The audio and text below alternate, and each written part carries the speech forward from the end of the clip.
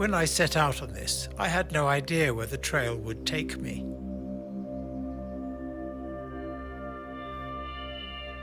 I knew only the most basic facts. It was to be the story of a man who lived by a river which fed a lake in the generous grounds of a beautiful and historic house beside an ancient ruined church.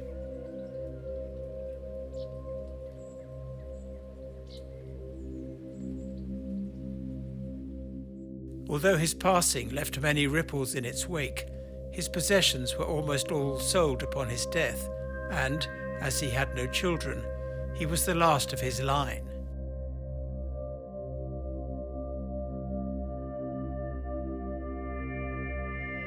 Described not long after his death by the local paper as a strange, modest little man, his name was Alfred Jodrell, Baronet, and he is remembered for his patronage of many local churches, but mostly for a tiny museum that he had built for his estate village of Glandford.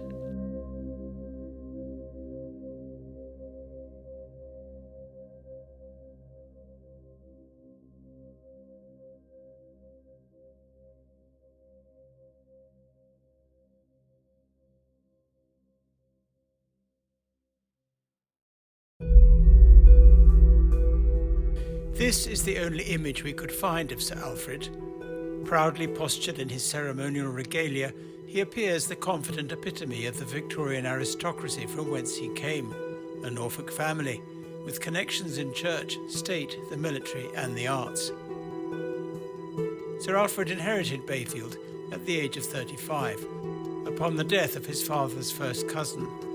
He moved, with his widowed mother, Adela, onto the estate in 1882. As master of his small corner of Britannia, and with the characteristic efficiency of the age, he immediately began to have his works in and around the estate detailed, in a ledger that outlines estate life right through to the time of his death in 1929.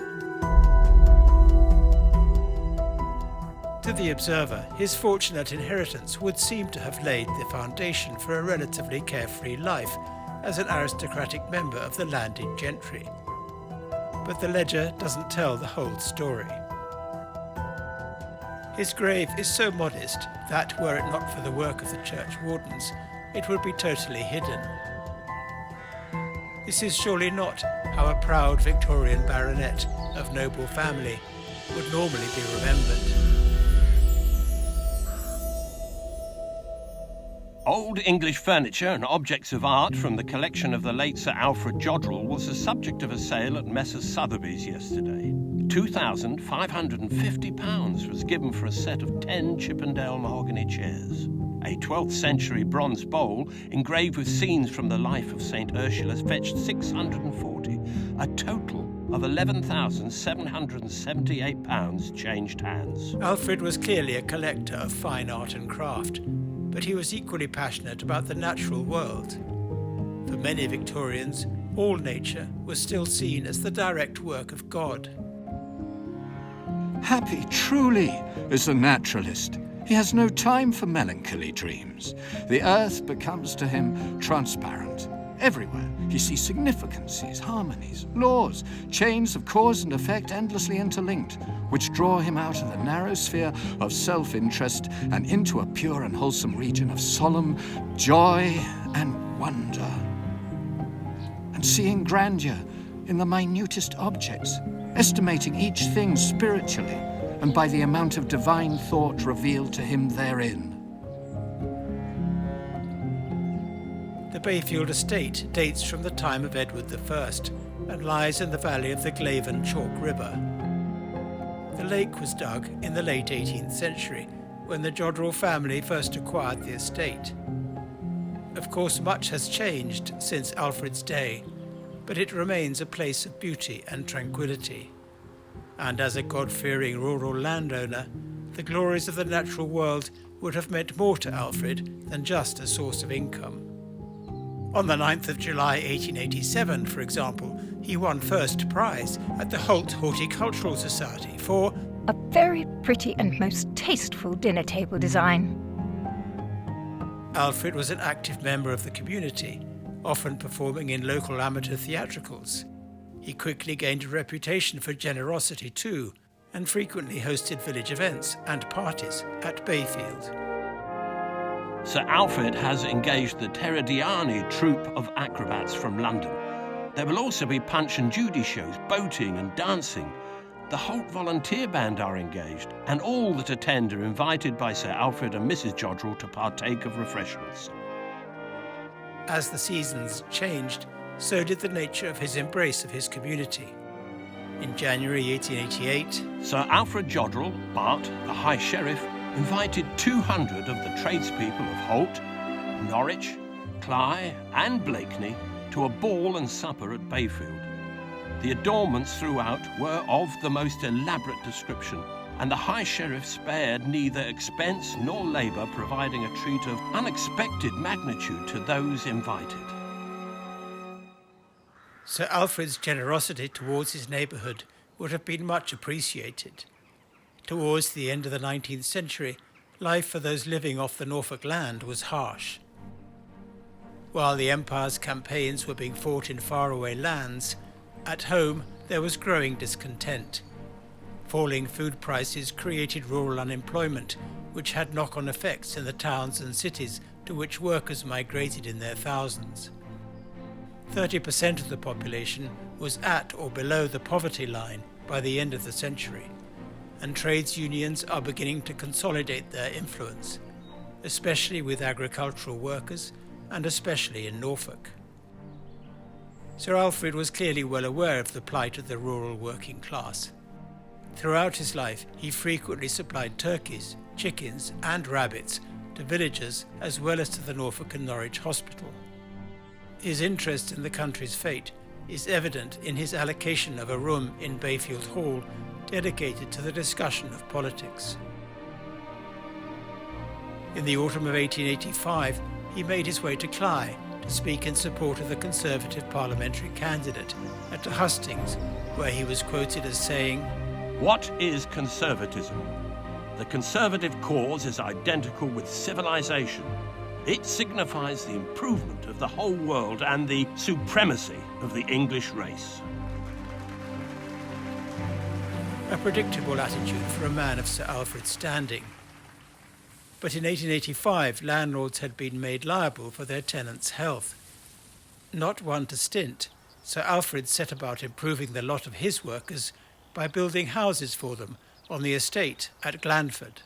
The village was later seen as exemplary by the Norfolk and Norwich Archaeological Society. A model of all that a village should be. If only all our villages could be as carefully brought up to modern ideas of health and comfort, what a future might dawn upon rural England. In 1896, Alfred's mother, Adela, died.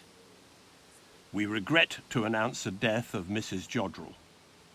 She will be much missed and greatly lamented, alike in the family circle and amongst all who have had the pleasure of her acquaintance.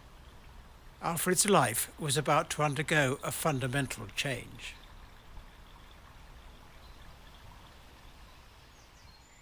Glandford's Church of St. Martin had fallen into almost total disrepair in the 18th century. Sir Alfred took upon himself the task of restoration in memory of his mother, Adela.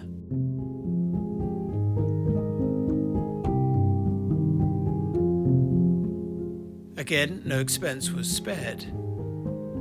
Stained glass from the workshop of the most reputable London makers of the day is matched by the finest woodwork. The end of the Jodrell pew is carved with an image of Adela's faithful collie, Nimble, beside her coffin, and, perhaps as a reward, the two woodcarvers were allowed to leave portraits of themselves to posterity. 10 years after Adela's death, St. Martin's finally reopened. Clearly, this was a huge labour of love and devotion.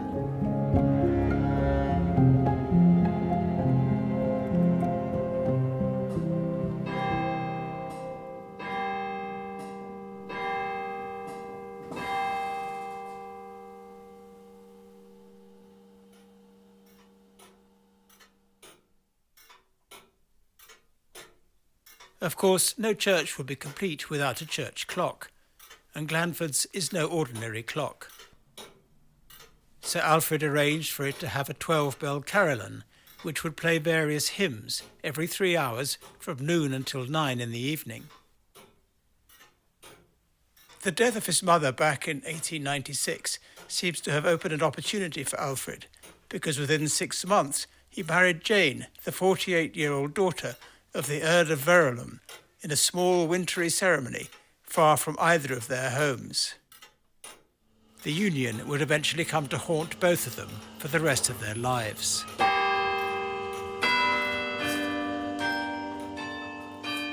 Yesterday afternoon at Holy Trinity Church, Folkestone, the quiet marriage took place of Sir Alfred Jodrell, Bart, J.P., of Bayfield Hall Holt, and Lady Jane Grimston, eldest daughter of the late Earl and Countess of Verulam. Lady Jane Grimston was married in a travelling dress of pale plum-coloured satin and velvet, and toque to match, ornamented with forget-me-nots and pansies, and she wore several diamond ornaments. There were neither bridesmaids nor pages.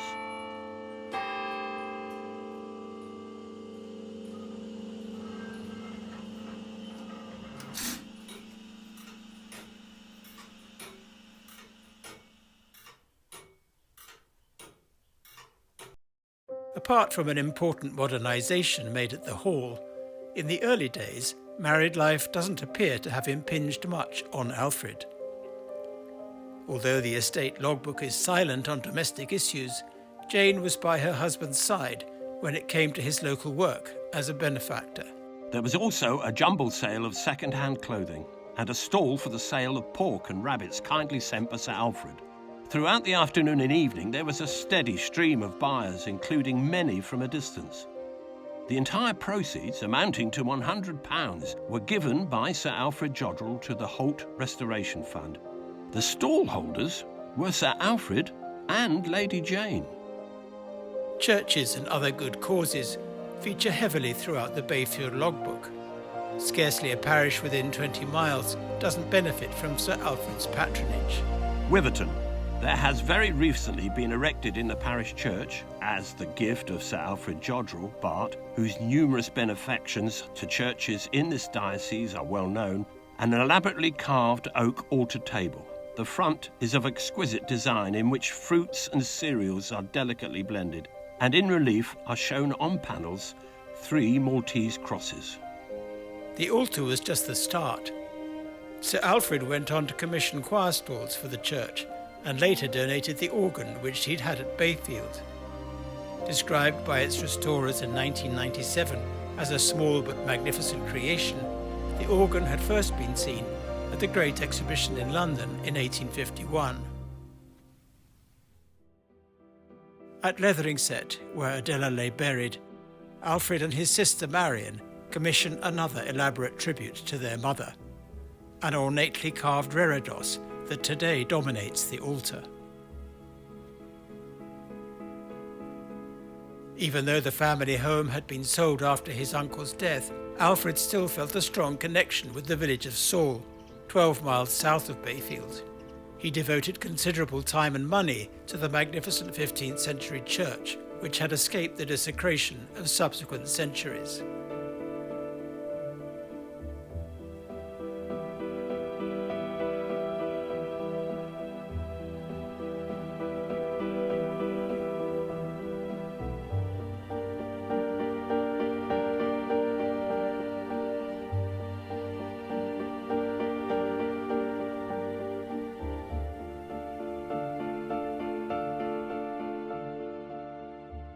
The work at Saul Church, and especially on the north transept, took several years and was hampered by tricky negotiations with the locals.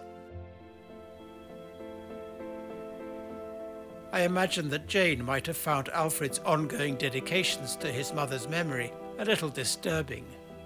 And although Alfred and Jane were now in their 60s, one of the choices for a text on the stained glass commissioned by Alfred is perhaps telling. Tell ye your children of it, and let your children tell their children, and their children, another generation. For Alfred, only the 4th Baronet Jodrell, to leave an heir to the title would surely have been an imperative.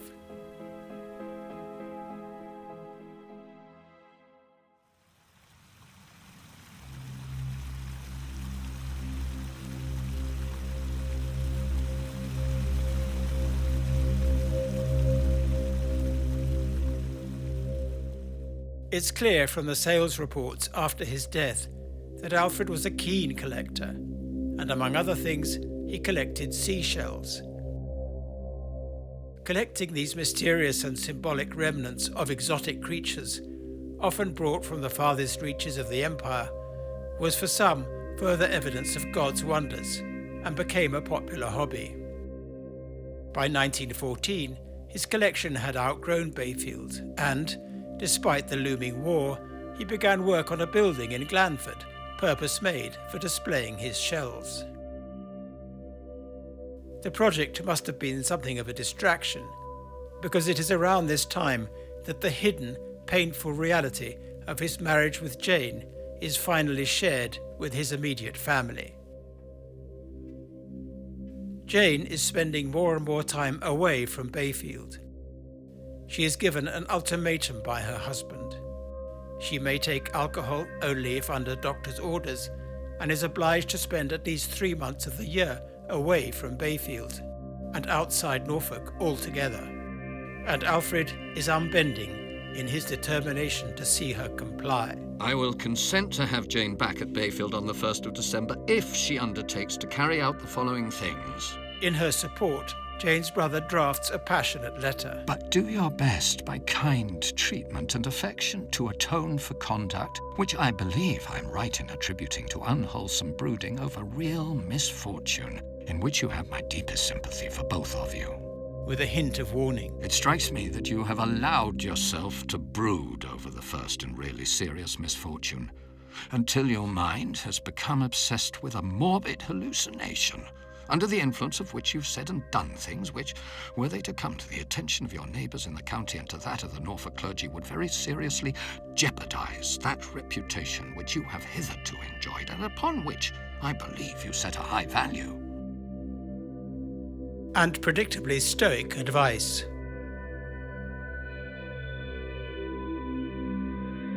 But Alfred's response is stark. At issue is a taboo, one in which ignorance, fear, and misunderstanding all form a whirlpool of frustration and despair.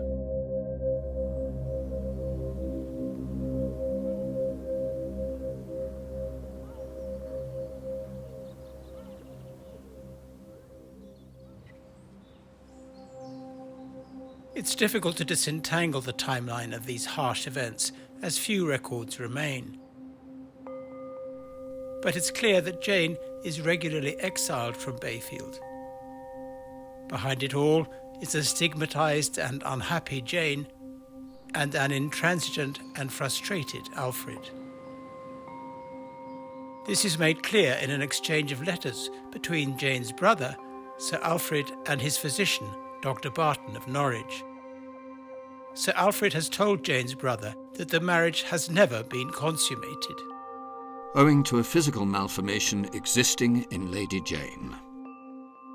and that Lady Jane has been in the habit of practicing the vice of self-abuse, whereby she'd injured her health to such an extent as to materially affect her powers to discharge her duty as mistress of the household. Dr. Barton replies, I found that she had what is known as stenosis vagina, and that it would be absolutely impossible for coitus to take place. and that Jane has been instructed to use glass dilators. To improve matters, but without success. With regard to the point of self-abuse, Barton writes, I fancy the habit was started in innocence and continued, not thinking it to be a most enervating and debilitating habit.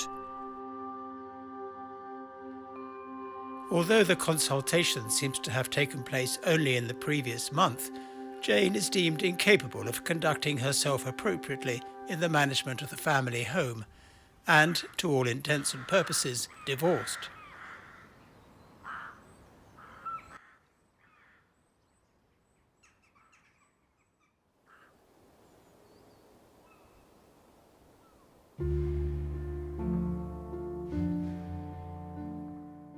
A stenosis is a tightening or blocking, and it is unlikely that Jane's condition would have been congenital.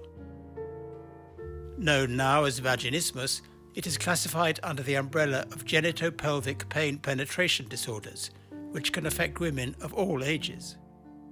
Common causes include fear of pain, lack of anatomical knowledge or experience, relationship conflict, physical or emotional abuse, and even incompetent abortion.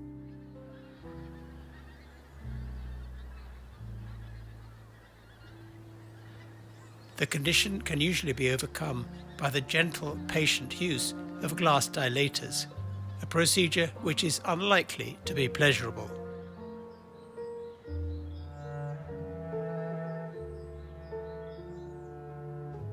Of course, we shall never know what really lay behind Jane and Alfred's difficulties, but the consequences for Jane of the visit to Dr. Barton were devastating.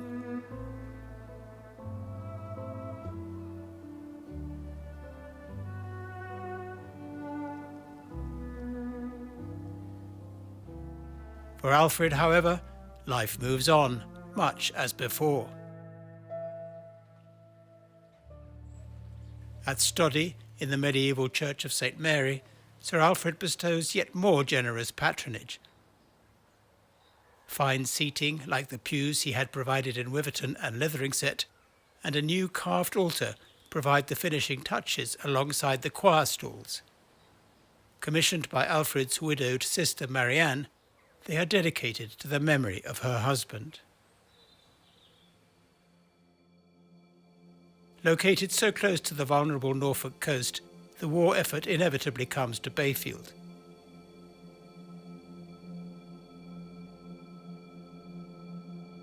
Troops are billeted, estate work horses commandeered, and loyal staff will be sent to war. Landowners along the coast are told that in the event of an invasion, they must burn their crops and shoot their livestock. In November 1914, Jane writes to her sister-in-law. Marion is here, so of course I'm quite left out in the cold, almost sent to Coventry by A, slighted at every possible occasion, and the dear boy make-up goes on furiously. You will burn this, won't you? Please forgive me for saying anything, but it is more than I can bear sometimes, and such a comfort to speak out. M thinks she is most kind to me, but I can hardly feel it so.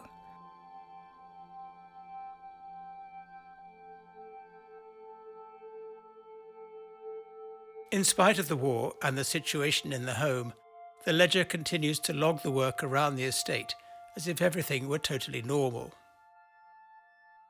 Downstream at Glandford, Alfred's shell house had been completed in 1914, but it was not opened until the following year. Jane had not been invited to help with arranging the exhibits, and, curiously, it was Dr. Barton who was given the honour of formally opening the museum. In the press, however, Sir Alfred is not mentioned by name.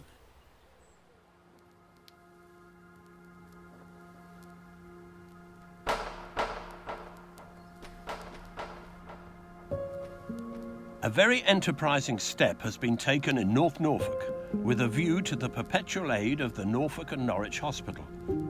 A gentleman living thereabouts who has for 40 years made a hobby of collecting shells has built and equipped within the precincts of Glandford-cum-Bayfield Church a museum in which his treasures will be displayed. It's impossible now to say which exhibits in this cabinet of curiosities came from Jodrell's own collection.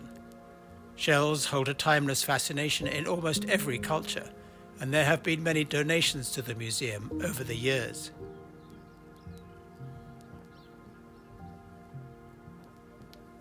Used as currency and as decoration, shells are, above all, a symbol of fertility. Yet it is not the creature itself that is treasured, but rather the tough exoskeleton that protects the ancient, delicate organisms within, in some cases from pressures on the sea floor of over 1,000 kilos per square centimetre. Not surprisingly, but perhaps significantly, the shell also symbolises both physical and psychological safety and protection. Carl Jung wrote of the introverted self creeping still deeper into his shell.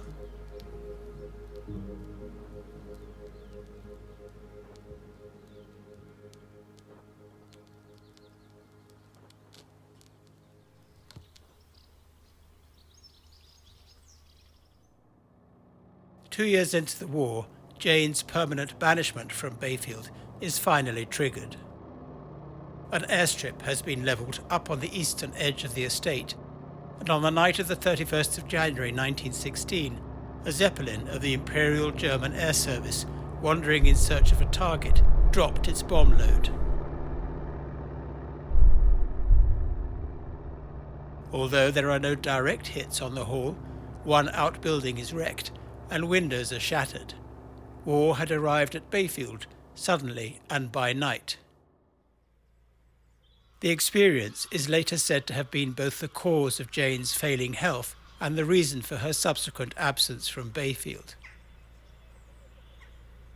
Almost exactly 1 year later, a cousin writes to Jane's brother out of the blue from the Grand Hotel Bath, and we get to hear how Jane's life has been transformed.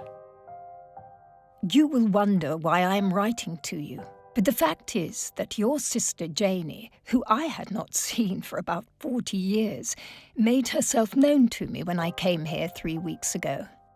She has been in her room for some time, and I hear now that she is really seriously ill. And the doctor cannot understand why her husband does not come and settle what should be done. She goes on. Today, she spoke so seriously about it that I said I would write to you, as I was sure you would wish to be told, and that you would know what were the right steps to take in this matter. I gather that Sir Alfred is, shall I say, very peculiar, more particularly since the war began. The letter concludes with a note dictated by Jane, stating why she will never now return to her married home.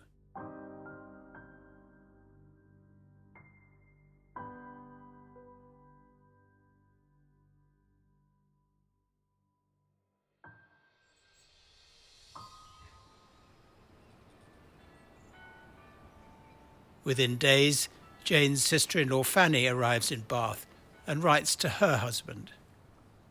Everyone here was getting concerned about her illness and loneliness. And continues, Dear Janie is very weak. She has a most worrying cough. She reports that a neighbour from Norfolk has visited, and that she has advised Jane to fight for a fairer share of Alfred's wealth by threatening the settlement to be made without delay, as if the case should have to go to court. There are many ugly facts that would come out, both for you and Lady Jane, which you would probably not wish made public. And she cheers Jane up by reporting that most people in Norfolk despise and dislike Sir A. and that they know him for spiteful bully.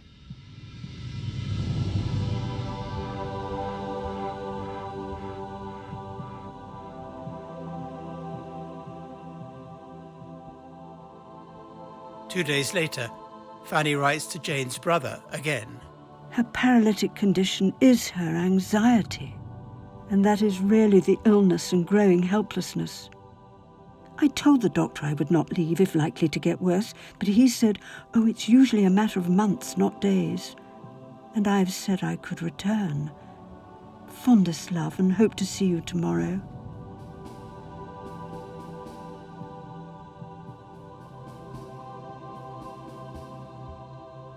At Bayfield, wartime life has become increasingly difficult.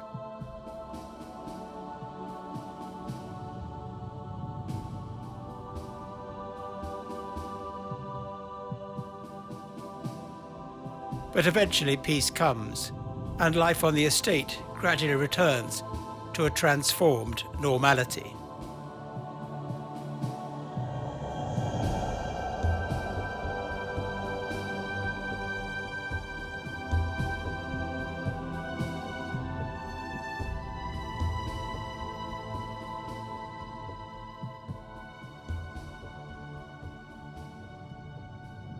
On the 5th of November 1920, Jane's niece Violet writes to her uncle. I've just come back from the funeral, which was most beautifully carried out. I was afraid that possibly there might be signs of callousness and lack of interest, that all should be suitably done. Far from it. Evidently, a great deal of trouble had been taken, and the result was a most beautiful village funeral. And then also to her husband. I went yesterday to Aunt Jane's funeral. The service was of a high order, with incense and a procession. The whole village was at the graveside. One could see that her kindness and sympathy had been appreciated. Uncle Alfred walked alone behind the coffin, and his sister and Aunt Mandy followed. Had Aunt Mandy not been there, I am sure there would have been much speculation and suspicion aroused. No one here seems to have anything but praise for Sir A, who is spoken of as an altogether estimable man. As you have often said, money talks.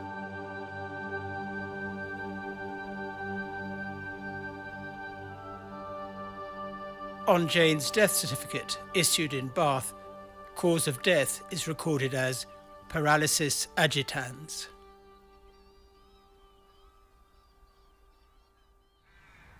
Lady Jane shared fully in the great personal popularity which Sir Alfred has always enjoyed in the Holt district, and became the object of general sympathy when, at the time of the air raids, she suffered a series of shocks resulting in a steady decline of health.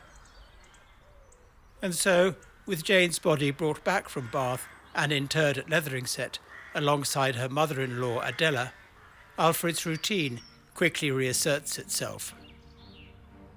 Christmas in the Norfolk and Norwich Hospital. The midday dinner was distinguished by fare seasonably different from the customary routine. Sir Alfred Jodrell, in continuance of a practice he has observed for many years, has sent a huge supply of turkeys, no fewer than 40 in fact. Charitable gifts and patronage of yet more local churches is fitted in around the usual seasonal estate activities: agriculture, husbandry, management of the woodland, attention to the river and lake.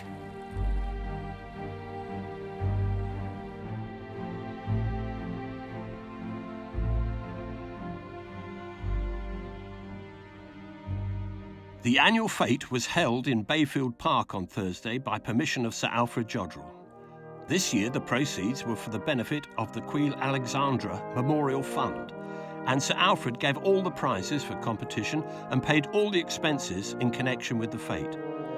The Sheringham Silver Band was in attendance under Bandmaster Williams, and dancing was enjoyed on the lawn in the evening.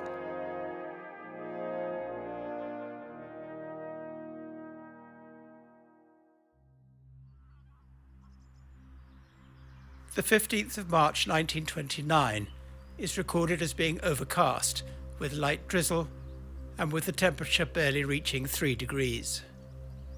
Under the headline, "Title Becomes Extinct," it was reported that Sir Alfred Jodrell, Bart., aged 81, has died at Bayfield Hall, Norfolk.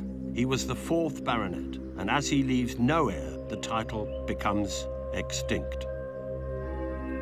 Alfred's coffin was carried through the estate to Leatheringset Church. 200 villagers joined the procession. The congregation included many local vicars, and with the coffin laid in front of the altar, the hymn Rock of Ages was apparently well sung. Rock of Ages, cleft for me, let me hide myself in thee. Afterwards, Sir Alfred's body was lowered into the Norfolk soil, right beside his mother and his estranged wife, and all three joined in Thomas Hardy's words, "The mute and manifold souls of old, who linger still in the places they once called home." It was said Alfred wished his grave to be marked simply by a stone, such as would suit a dog. Whether out of modesty or shame, we will never know. Shortly after, Bayfield Estate passed to Alfred's godson and moved out of the Jodrell family for good. Those most basic facts of the man who lived by the river turned out to be a sad saga. Ignorance, grief and resentment, struggling with altruism and religious devotion. Social mores vying with sexual frustration. Public image in conflict with private pain.